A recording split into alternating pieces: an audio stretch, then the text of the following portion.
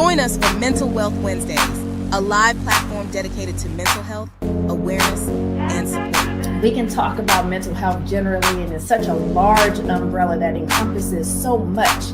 But on this platform, we are focusing on severe mental illness and the treatment and the resources. We meet every fourth Wednesday at 6 p.m. Eastern Standard Time, hosted by the one and only Corey Minor-Smith. Each session features powerful influencers, advocates, and change agents who are making a real impact in the mental health space. These conversations aren't just meaningful, they're transformational, they're informative, empowering, and life-changing. Join us for Mental Wealth Wednesdays, a live platform dedicated to mental health, awareness, and support.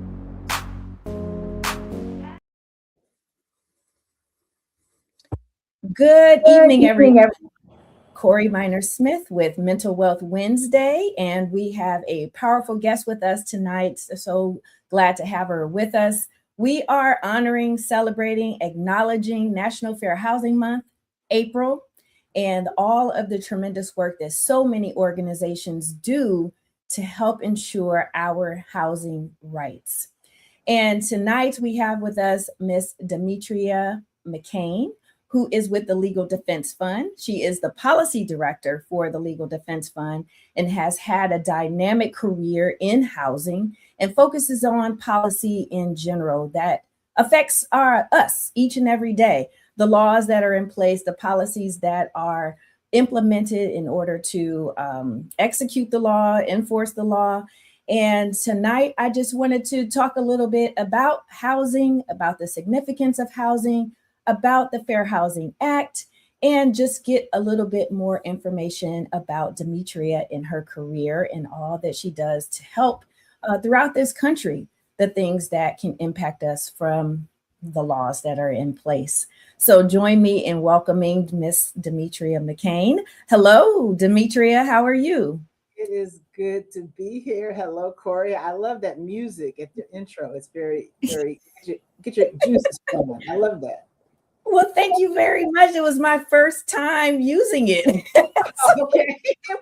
I'm learning how to use, StreamYard. Shout out to StreamYard. And I feel like if I can do it, anybody could do it. But it does take a little getting used to, and I'm doing more and more with the different features that they have available. But I'm a lawyer. I'm not like content creator, but I've kind of turned into one a little bit. You are a jack of all trades, let's be honest. Well, thank you very, very much. And I truly appreciate you taking time out of your busy schedule. There are so many things going on that your organization is involved with. But just tell us a little bit about you and the work that you're currently doing. Oh, gosh, everything's going on right now in the country, everybody. But I think probably everybody who's tuning in knows that. So the Legal Defense Fund is the premier racial justice law organization in the country.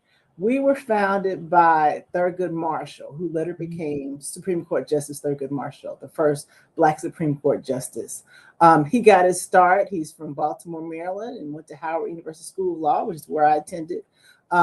People know him quite a bit because of Brown versus Board of Ed case, but he's done all types of cases.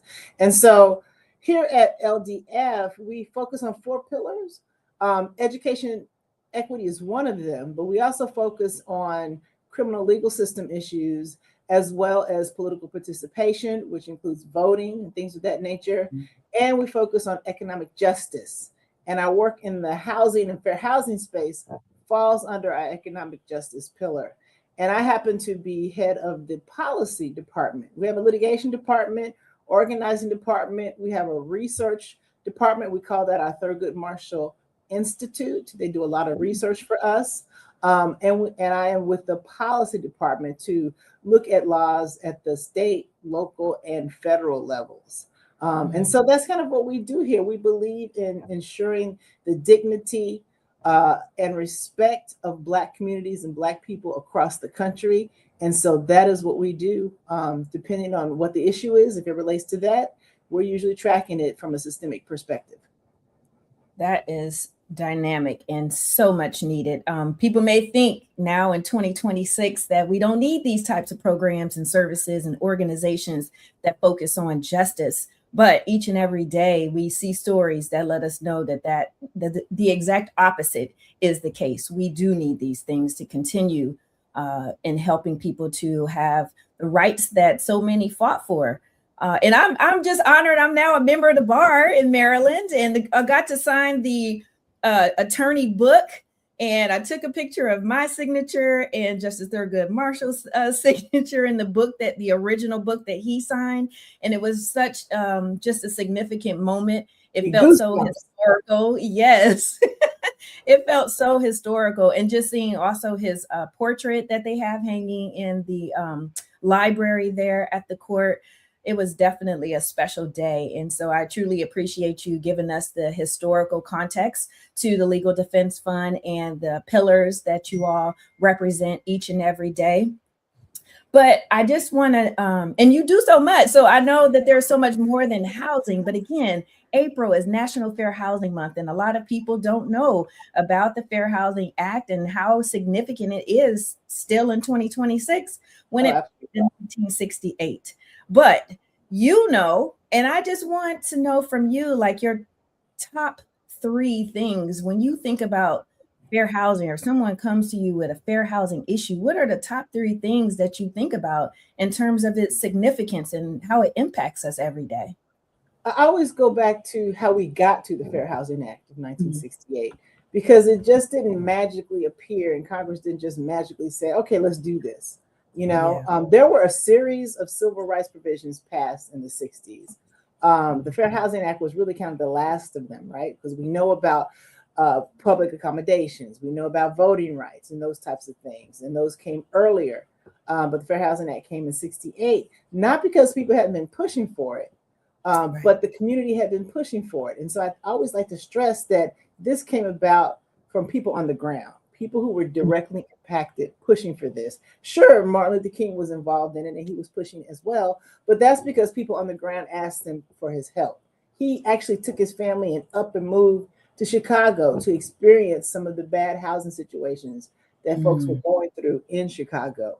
And so he had been trying to get this passed. We had Senator Mondale and Senator Brooke, who actually were crafting this. So it was a bipartisan effort.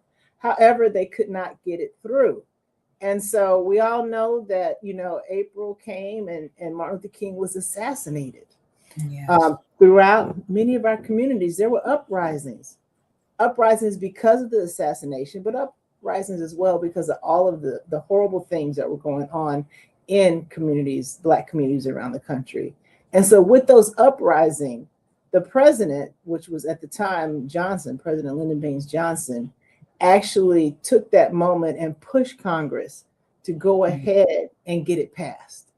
So, you know, so many times we have Black bodies that suffer. In this situation, it took the assassination of Martin Luther King to get this over the hump, to get passed. And so whenever I hear somebody talk about fair housing, the first thing I have to remember is it started with the people. But second thing, you asked me a few things. The second thing I think about is how much people don't know about their rights. Right. Simply don't know. Education and outreach is huge. It's very important.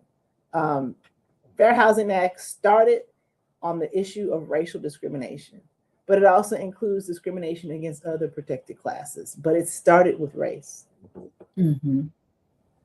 And give us one more. I asked for 3. Okay, yeah, sure. I think for me, what another one is people have a right to file. Like people don't know they have a right, but they have a right to file for free, right? And so the Fair Housing Act was crafted so that people wouldn't have to pay a lawyer to help them. They can, you can go to court and file a fair housing discrimination claim, but you should be able to file through the administrative process, through HUD or through a state that actually contracts with HUD to take those type of complaints. And so that's important too. It's free. Doesn't say you're going to get it resolved quickly, but it was created so people can have an avenue that they can use without charge. Thank you. Those are 3 very important points and aspects of fair housing. And I guess, you know, just the community outreach, increasing awareness, because a lot of people do not know or may not know how it operates in the regular day-to-day life. But, landlord tenant issues oftentimes quickly turn into fair housing issues. And it's not just about race. People don't understand that it includes familial status, families, having families being discriminated against, women who are pregnant with children at the time, or you're going to adopt a child, whatever the case may be. So it's not just about race, and it shouldn't be quickly dismissed as only for race. And if you want to know more about the Fair Housing Act, I encourage you to research and look into it and find out how your local communities are addressing fair housing rights. And just to add a little bit more to this, Demetria, my focus is on mental health and wellness. And again, thank you for joining Mental Wealth Wednesday. But how do you see an intersection with housing and mental health? That's my favorite word, intersectionalism. And you kind of hit on it, but let me just back up a little bit for folks who don't know. But there are 7 protected classes under the Fair Housing Act. I mentioned race, right? So there's race, there's color, which in some instances is different than race. There's national origin. There's family status, meaning families that have children who are under the age of 18 in the home, or like you mentioned, we're about to adopt or foster somebody under the age of 18. There's disability, and there is sex, right? And so on the issue of mental health, in some instances, we are talking about disability and housing. And from the perspective that we work on issues that impact Black communities, often sometimes it's an issue of race and disability, both. And so that's huge. I mean, and I think it's important also for your audience, if you give me a chance here, is that we have the Fair Housing Act, but there were subsequent laws that were passed that also protect people who have disabilities. I mean, you have Section 504 of the Rehabilitation Act of 1973. You have Title II of the Americans with Disabilities Act of 1990. A lot of these subsequent laws came about because of the work that Black communities did and their allies did in the 1960s. And so some of these other laws also are at play. And those are also laws that HUD has jurisdiction over, particularly when it comes to their own programs like public housing or the Housing Choice Voucher Program. And so intersectionalism is huge because people are not just like in boxes, right? And when we think about mental health, and you know the stats better than I do, we know that there's a good percentage of people who are Black who have mental health issues, who have been diagnosed with mental health issues, right? But they have not necessarily gotten treatment, right? Because of systemic barriers throughout all these systems that are supposed to help people. And so that's huge. And then we're also talking about, in many instances, because there are barriers to employment, right? So there we're talking about persons who are very low income, who need affordable housing per se for low income people. We're talking about discrimination against somebody because of their mental health status. And then sometimes we're talking about discrimination because of their national origin or their race or their color or even religion. Religion is one of the 7 protected classes as well. Yeah, that's very, very important to know. And I guess it can be also intimidating to people to try to determine which protected class they may be in, or wondering whether they've been discriminated against or have a case. And for some, it's just scary, right? Because housing is so essential to our daily needs. And if a person is subject to losing their housing, they may be less likely to look into recourse for issues that they're facing with their housing. So with that, like, what can someone do if they think that they've been discriminated against, but they're scared? Yeah, well, fear is big. Fear is big. But even before we talk about the actual losing of the housing, if I can, I want to talk about somebody who actually has housing. Let's say somebody has housing, but there's something about the housing that's not meeting their need. There's something that's called a reasonable accommodation, right? And so a reasonable accommodation, fancy word, just saying that the complex or the landlord needs to change their regular policy to accommodate whatever that disability is, assuming that the accommodation is a reasonable one. Perfect example, which was an example that comes up a lot at HUD, at the Fair Housing Office there, is the issue of emotional support animals, right? And so a landlord might have a policy against having pets, but if a person has a disability and has an emotional support animal, that landlord needs to change that policy to let that person have their emotional support animal. And so before we get into what happens if I lose my housing, that's something that people should feel comfortable asking, or take a friend to help you ask for that reasonable accommodation. Now, if they say no, or if you are about to lose your housing and you think it's discriminatory, you don't need to be a lawyer. You don't need to know the details to simply file a complaint with HUD, right? Or file a complaint with your state fair housing agency. Now, I'm going to say this: during this administration right now, we are having some major issues with how they are processing complaints. But what's important to know is if you're using that administrative process, meaning going through a state or going through the federal HUD office to file your fair housing complaint, you got 1 year since the last incident occurred, right? And so go ahead and get that on record, file it so that you can beat the clock. Now, you might not get that resolved right away, but make sure you reserve your time, right? Going to a lawyer to file it, you got a little more time. You got like 2 years to file in court, but file it to preserve your rights, and so that your rights are on the record. I would say the last report we saw from HUD's Fair Housing Office was the 2023 report. There were about 5,128 disability cases filed. Wow. Race was the next highest. Race came in at about 2,150 or so. And then there's sex discrimination, family status discrimination, national origin, color, religion. And also, it's important for folks to know, if they file it and then you feel as if the person you're filing against has taken another action against you that's negative, that's called retaliation. If they take another action because you filed or because somebody helped you file, that's retaliation. And so there's like about 1,000 cases that HUD processed in 2023 that they received based on retaliation. So understand you have a right to file, and then you have a right not to be retaliated against simply because you filed. Right. That is an excellent example. I mean, overview and explanation of the process, and just even taking it back even more, and just being proactive and focusing on those who may have a disability. And what I focus on a lot is severe mental illness, where that person may not have the capacity to act on his or her own and rely on a third party, a guardian or some caseworker. And I found it helpful for being proactive. If you are a caseworker, if you are a guardian, making sure that the housing provider knows that, so that if there are issues, you're able to intervene and assist your client, and even being on record as one who is an approved third party to receive communications on behalf of your client.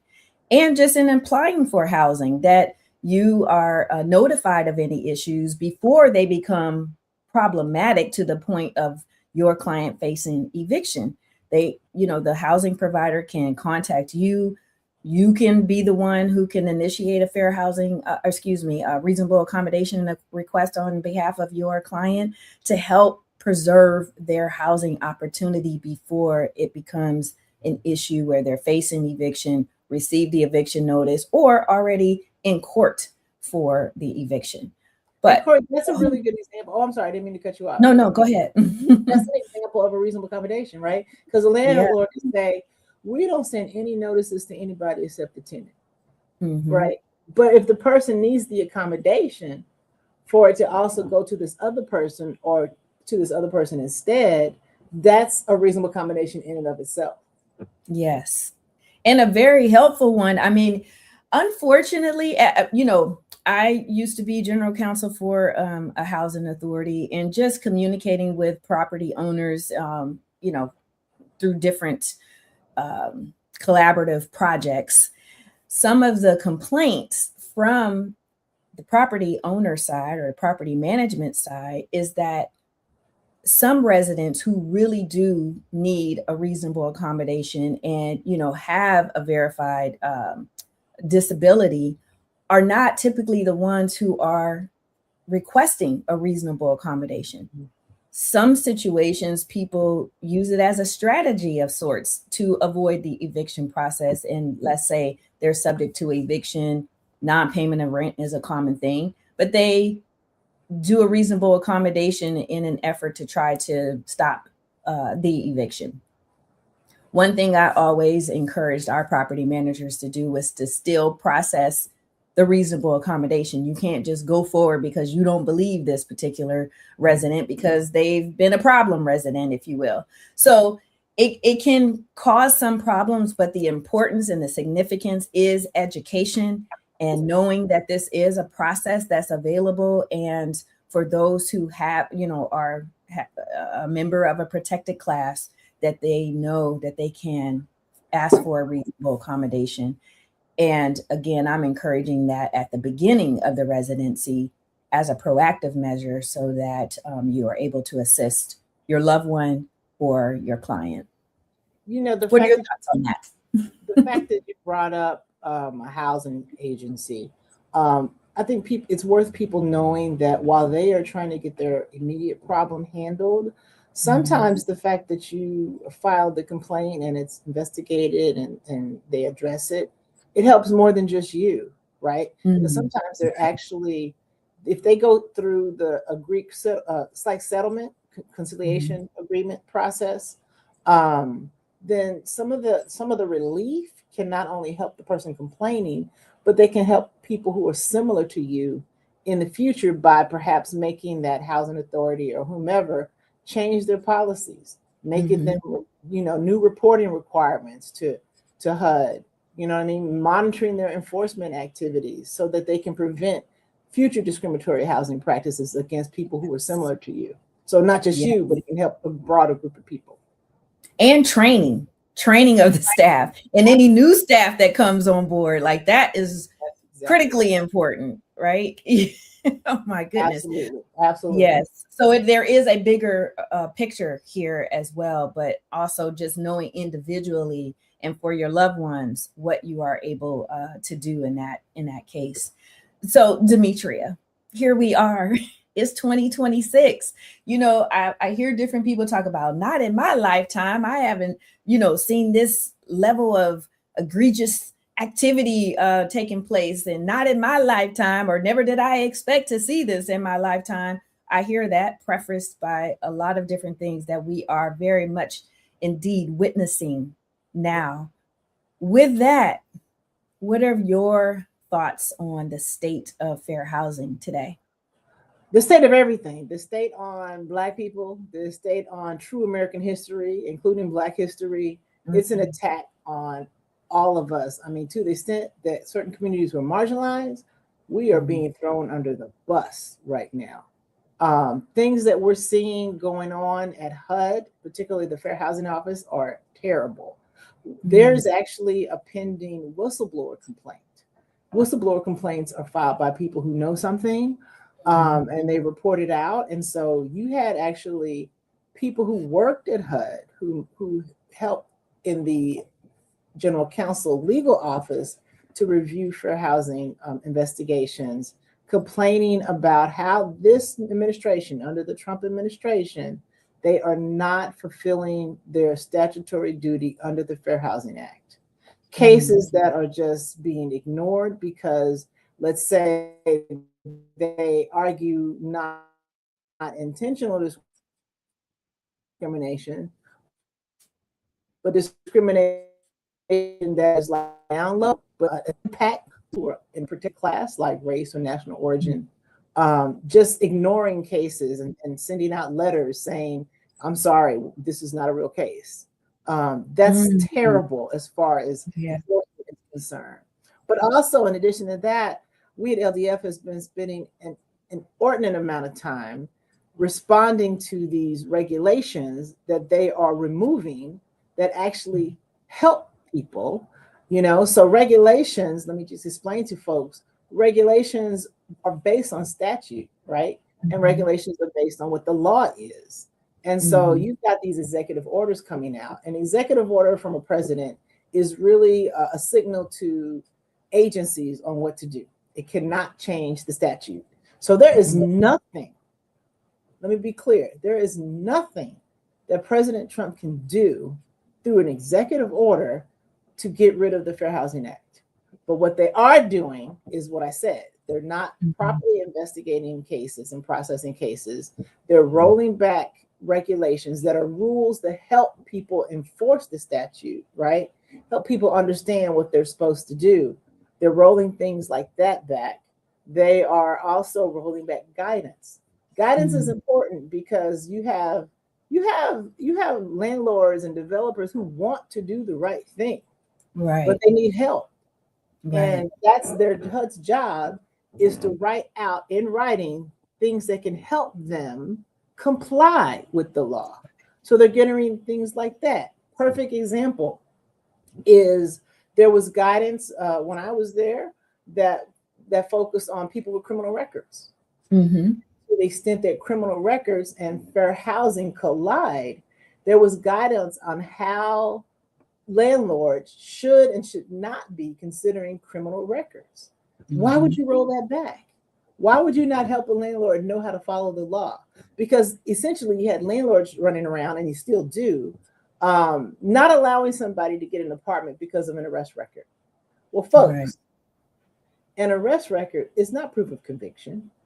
Right. And we know that the data shows that Black communities tend to get arrested more than others, not because they are more criminally inclined, but because of the issue of, police always being policed, right? And again, it's not proof of conviction. Plus, if there is a conviction, does that conviction have anything to do with the person being able to be a good tenant, right? Right. And so if the conviction is old, or the conviction has nothing to do with the health and safety of other tenants or of the staff, why are you discriminating against this group of people based on this particular criminal record? Now, we're not saying to totally ignore it 1,000%, but first of all, why ask it on the front end before you've even seen if they qualify otherwise, right? And so I know I'm going on my soapbox because that's my thing. This is Fair Housing Month, but this is also Second Chance Month.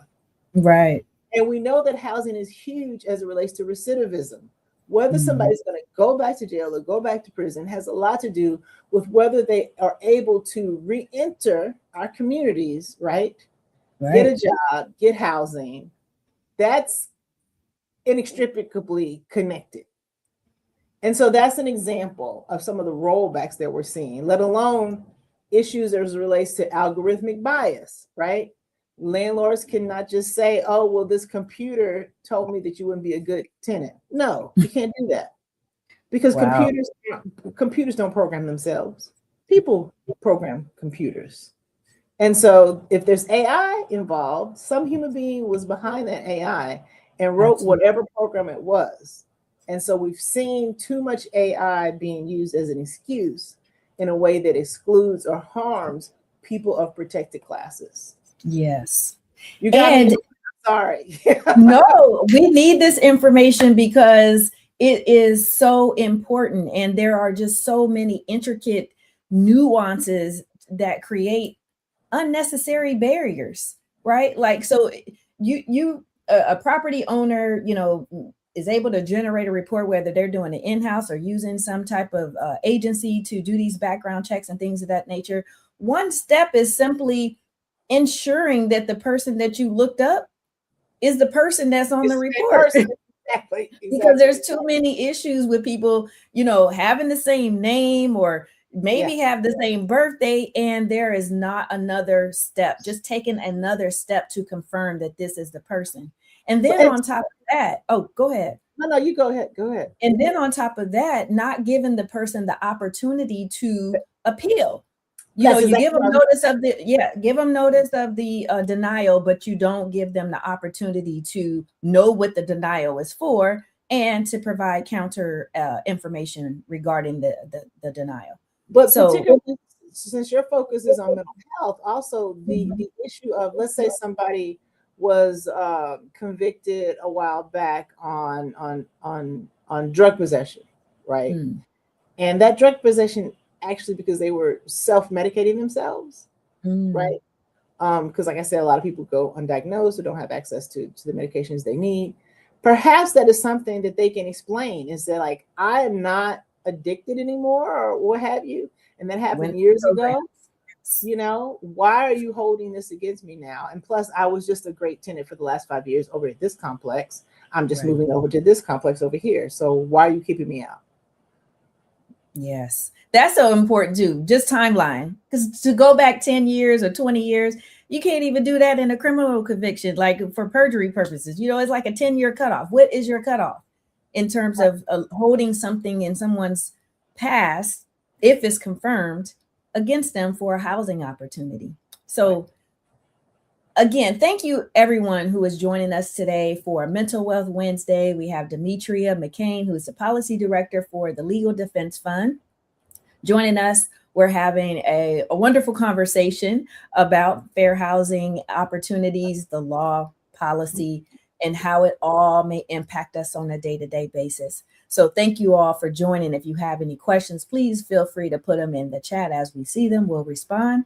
And Demetria, it's refreshing to know that there are organizations like yours that are steadfastly working to address and counter in any way all of the rollbacks, you know, these new laws that are passing at the local level, seeming nonstop every day, all day. And knowing that there are people who are dedicated to helping people to continue to have their civil rights, which are definitely needed even in 2026. So I just want to say thank you for that, because sometimes it's a thankless job, right? Working in these types of spaces is a thankless job. But tonight I am thanking you and your organization for all that. But I'm still in my soapbox, Corey.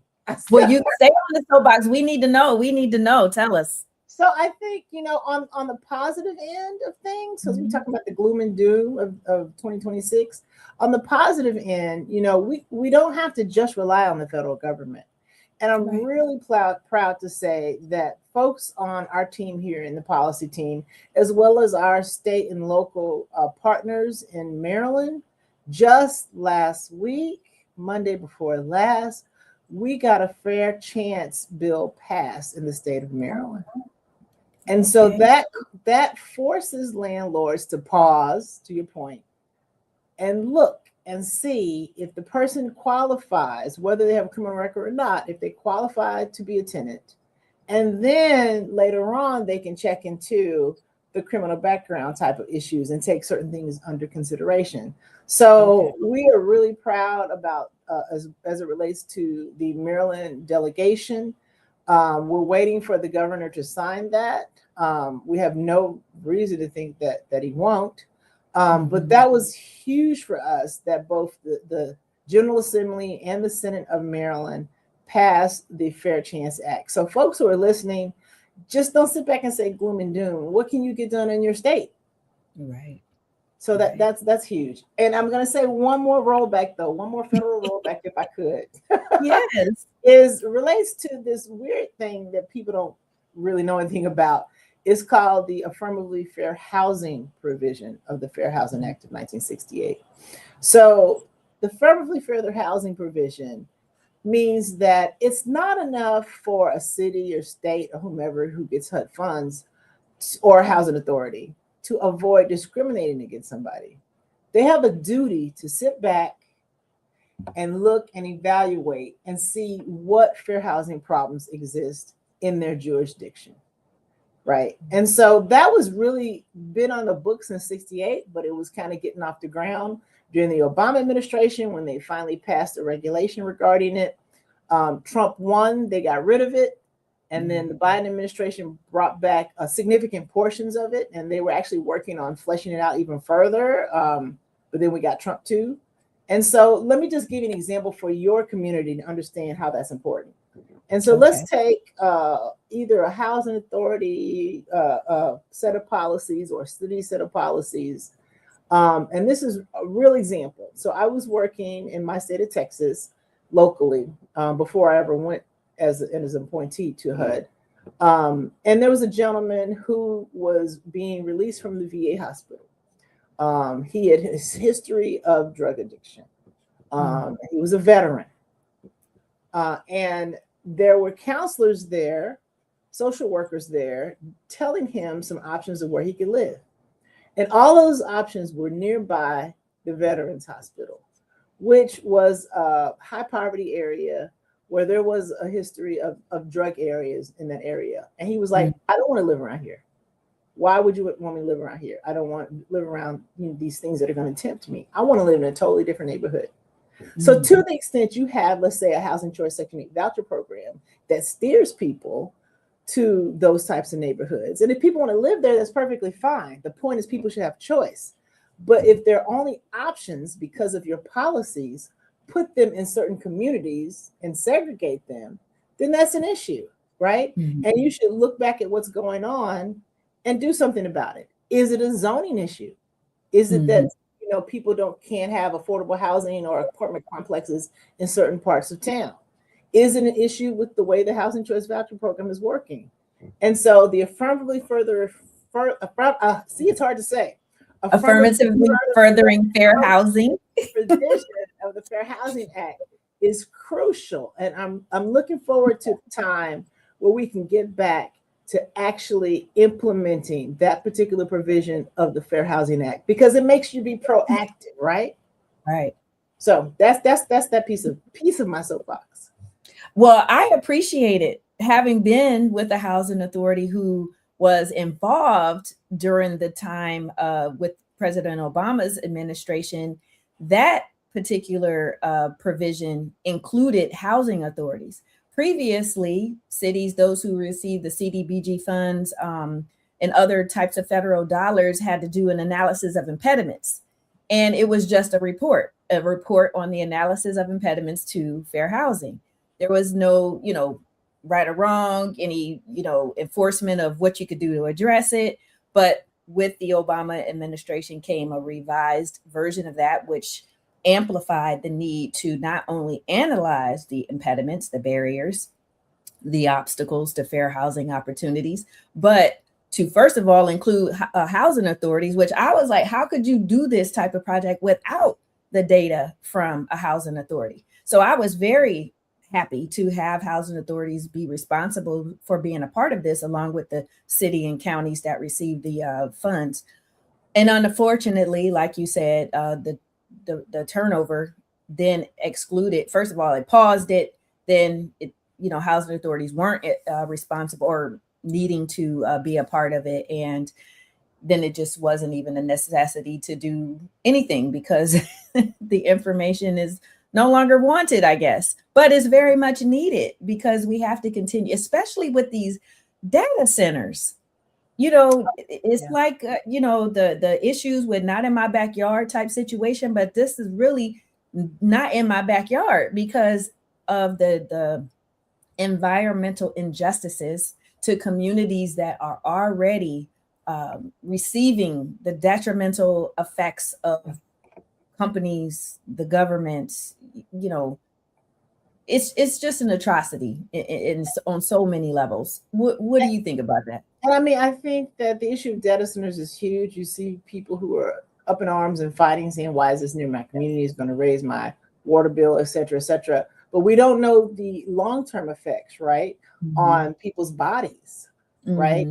But this is not a new issue. For years, and this goes directly to affirmatively furthering for housing, and it goes to redlining. For years, industrial activities have been placed near communities of color. And that includes a lead smelter where I'm from. There was a lead smelter near a redlined area, which means it was a Hispanic and Black community. And say what you want, but the exposure to lead at high levels for children can impact their physical and mental health. Yes. And so where you live can exacerbate mental health issues sometimes, let alone physical issues. Social determinants of health, and they definitely impact. And just not even that these data centers or companies come after the community is established. Sometimes they're cleared out. The land is not properly mitigated, and they build whole communities. And many times these are communities of color, Black communities, Hispanic communities, lower income communities. And then they have to, again, take the brunt of the impact on their bodies, their children, when the soil is not properly exactly addressed.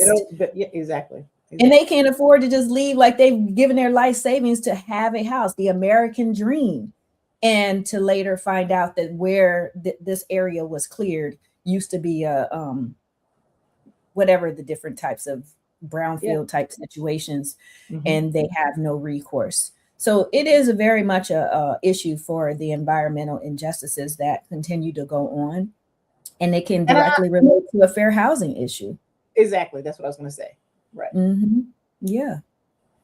So we talked about different aspects of fair housing and some of the HUD programs. And right now there is a proposed rule, along with many proposed rules, but one that's on my radar right now could potentially limit the opportunity for Section 8 housing. People know it as Section 8, the housing choice voucher. There are 2 exemptions, veterans and those aging out of foster care, but for families who are not disabled or not seniors or not, foster aging out of foster care and not veterans, it doesn't mean that they don't need help.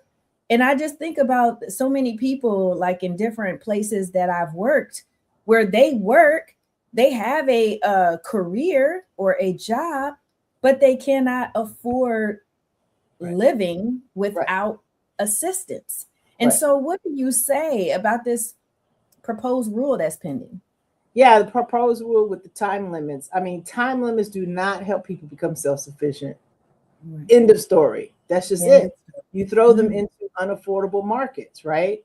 And so families cannot close the gap between income and rent on a time clock. And let me tell you, if you go to HUD Users website, there's a 2016 study that the research shows that as a result of time limits, people's housing stability is in jeopardy. People have already looked at this, right? And then you have some housing authorities, and I don't want to get too wonky here, but you have some housing authorities that have been selected by HUD to be kind of like test cases. And so those housing authorities don't have to follow all the regular rules and regulations of HUD. And so they had the opportunity to put people on time limits. And let me tell you, most of those people switched back. They were like, this is not working. It is not working for them. And so there is not a single HUD subsidized housing provider who has actually attempted to implement a 2-year time limit. Those agencies are like, this is not going to work. And like you said, like you referred to earlier, if somebody's making minimum wage, let's say, and you work 40 hours a week, there is no community in the United States where you can afford a 2-bedroom market rent home that's not, specialized affordable housing, right? And even I think it's and this is the National Low Income Housing Coalition does this kind of report every year. In 37 states, families cannot afford a 1-bedroom apartment if they're making minimum wage. So what are we doing by these type of time limits? And then we think about the impact, the racial justice impact of it. That's huge. All we have to do, if we look at these work requirements, what I have to do, these cutoffs, if we take a page out of SNAP, right? SNAP try to do some of these types of things. In the SNAP program, Black SNAP recipients were more likely to have their benefits cut off for non-compliance with these work requirements compared to white SNAP recipients.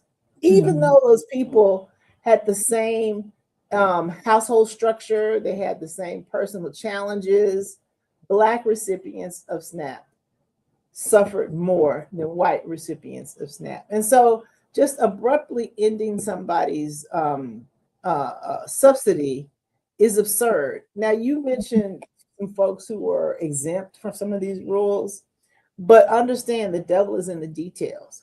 Because when we when we look at the definition of a disabled family, that's defined as families with disabled or elderly family members who are actually the head of household, the co-head of household, or the spouse of the head of household. It doesn't take into consideration a family with let's say a disabled child or somebody caring for a disabled relative. And so those families are at risk and may not very well meet the exceptions to some of these rules. And so we're going to actually submit a public comment on this and put on record what we believe should be happening with these ridiculous rules that they're creating. They just want people on the street. They're constantly talking about the concept of self-sufficiency. Right. This stuff doesn't help people make self-sufficient. This puts people on the street. Yes, I totally agree. And I mean, Demetria, it's just disheartening, right? Because there are some organizations who are responsible for providing programs and services for people with mental health conditions, and specifically severe mental illness, who are already implementing this 2-year limit for people with severe mental illness. I mean, dealing with, and I'm saying severe mental illness to the point that they cannot work. It's not that everyone who has a severe mental illness diagnosis is not able to work. Some people are able to work, start a business, all of these different types of things. But there are individuals who cannot, even with medication, let's say, they still have significant symptoms such as delusions and hallucinations, and they can be terrible and definitely impact, as defined by the ADA, your life activities to the point of being a disability, which is what they are. And I think it's a disservice to the community when those specific factors are not taken into account when creating these programs at the local level. And now we have the government. It's somewhat favorable that there are exemptions or individuals that it's not supposed to apply to, i.e., those with disabilities and children aging out of foster care. But to your point, it's those who are at the head of household, and what is the issue when they are the heads of households, are the caregivers of someone with a disability. But I just wanted to say that there are organizations already doing this to the most vulnerable in our community.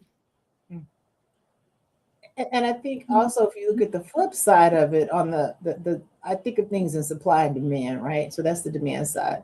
On the supply side, it's hard enough to recruit landlords to take people with Section 8 vouchers.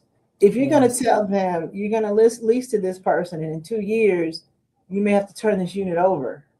It costs money to turn a unit over, right? Even if the person was pristine, it didn't mess up anything. There's wear and tear on a carpet. There's all these things. And so landlords don't want to have to do that and churn in their administrative office for new tenants.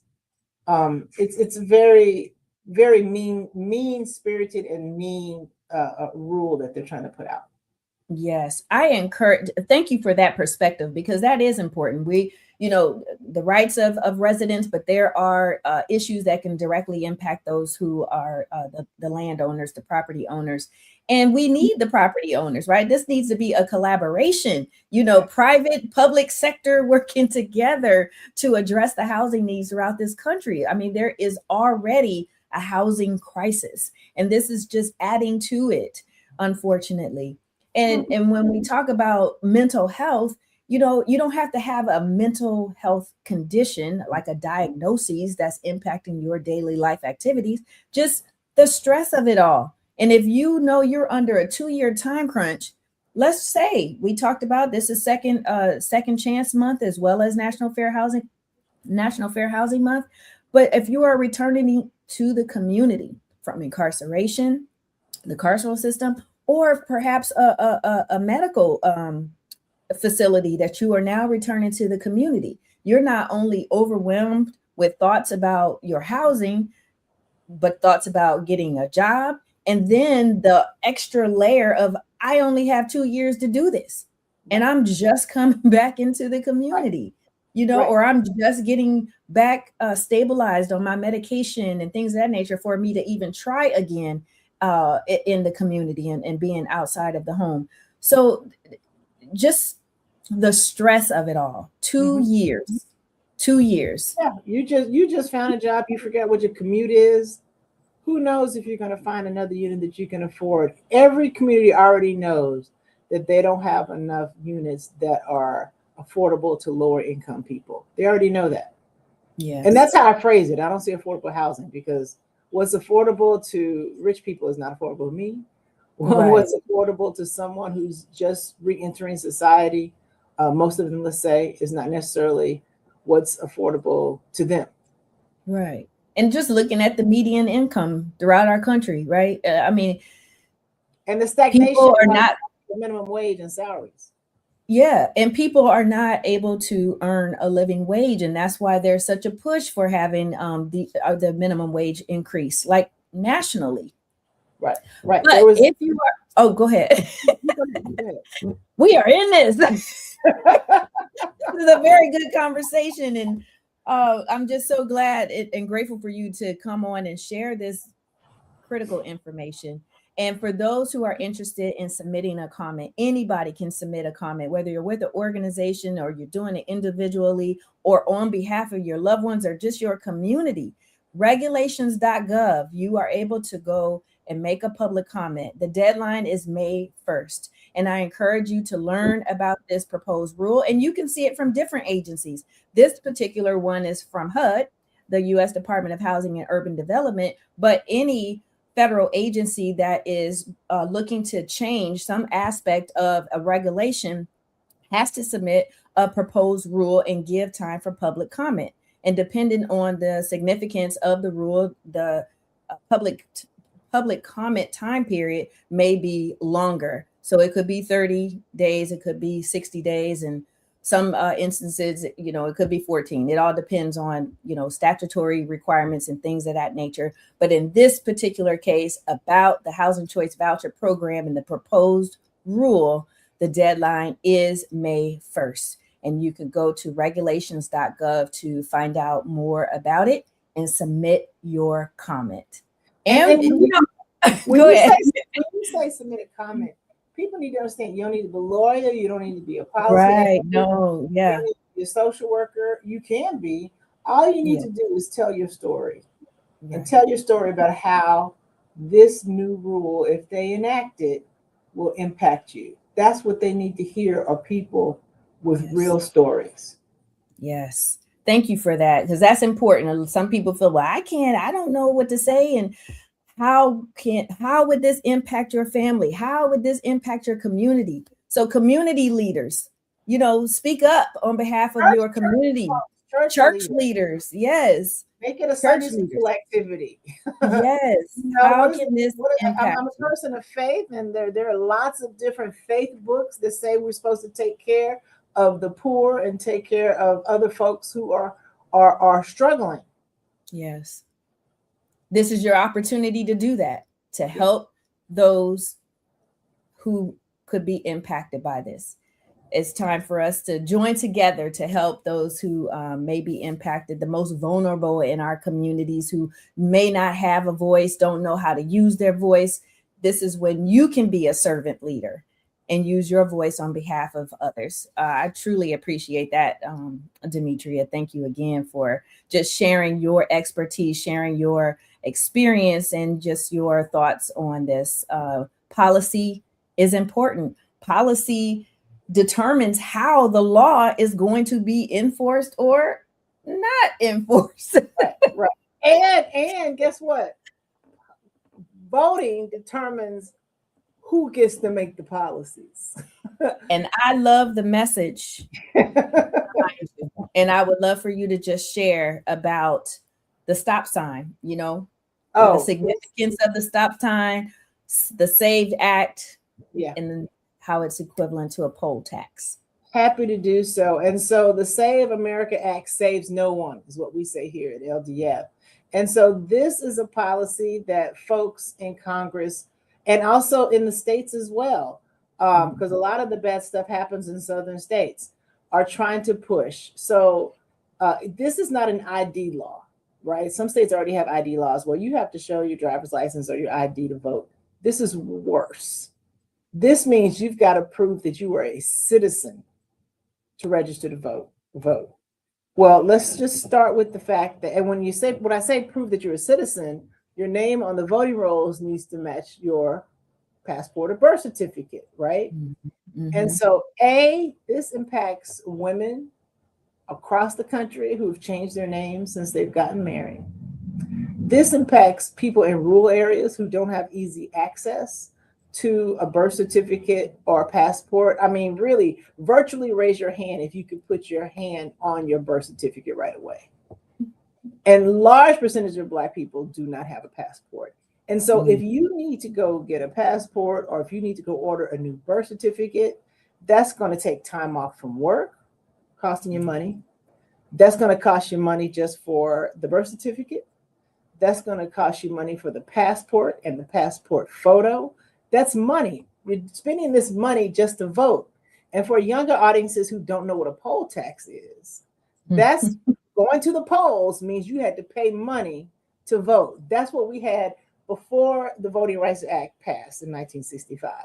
And so with this new, if this passes, if the SAVE Act passes, we're back to that situation where you've got to actually pay money, like I just explained, in order to vote. And so we are big proponents against the SAVE Act. We think that the Senate has done the right thing and stopped it, but it might magically show up as an amendment to some of the budget conversations that are going on in Congress right now. Yes. And Demetria, I must say this, you know, as a woman of a particular age, in my Wendy Williams voice, some of these young folk out here talk about the early 1900s, the late 1900s. And I think about that real talk. It's like they don't think that the people who were born in the 1960s are still alive today. Like they're not that old, right? Ruby Bridges is here. Ruby Bridges is the child that we have seen in pictures. But you got to tell people who Ruby Bridges was. Some people might not know. I was just saying she's one of the children, because there have been many, who helped to desegregate an elementary school. And still today, doing lots of speaking. She has a children's book talking about the importance of children and just equal treatment for us as humans in this country. And the 1960s were not that long ago. And people are still alive today who were born in the 1960s and the 1950s. And why I'm saying that is because a birth certificate, many Black people don't have a birth certificate. Why? Because of Jim and Jane Crow laws at that time. They weren't even allowed to go to hospitals to have their children. And so they had midwives who delivered at home, and they may not have a legal document to verify the birth. And I saw a story of a woman who was trying to get she's had no problem getting a driver's license without, her birth certificate. But now with this situation, she literally does not have a birth certificate. So she is trying to have some alternative document to be able to register to vote. And people shouldn't have to go through all of these obstacles when the right to vote is free. Your ability to vote is free. Your ability to register to vote is free. And so I just wanted to put that in perspective, because some people think this is so far away and there couldn't possibly be anybody who would be impacted about not having a birth certificate. Just go get another one. It's not that easy. I had a great aunt who didn't have one. When she was buried, her daughter was like, you had to put the date of birth on the funeral program, and she just gave her birth date. Okay, we'll say she was born on my birthday. And just go back a few more years. And that's like, I've heard the story of Frederick Douglass. He didn't necessarily know his birthday, but his mom made like heart-shaped cake, so he thought or came to the conclusion that his birthday was Valentine's Day. So February 14th is the date that was something I heard. I don't quote me on it in terms of like citing anything to say that, but I remember that being a part of his story.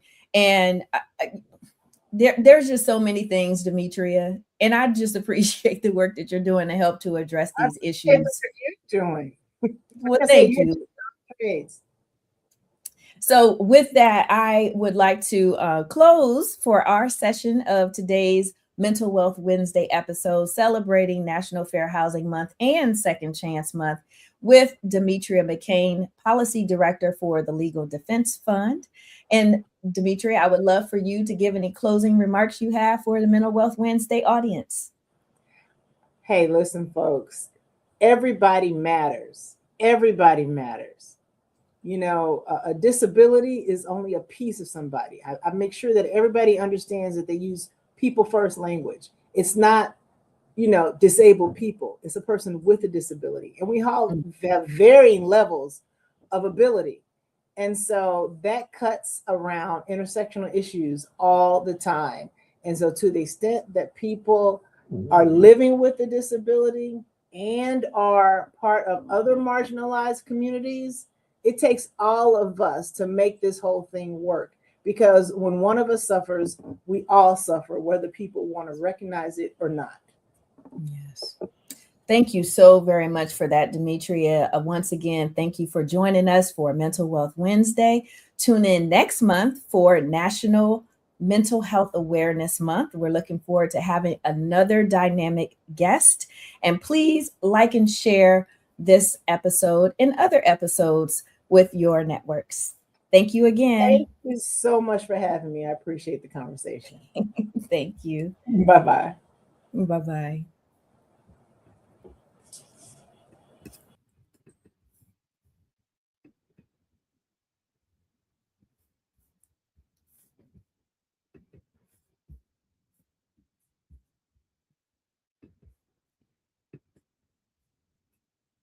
Join us for Mental Wealth Wednesdays, a live platform dedicated to mental health, awareness, and support. We can talk about mental health generally, and it's such a large umbrella that encompasses so much.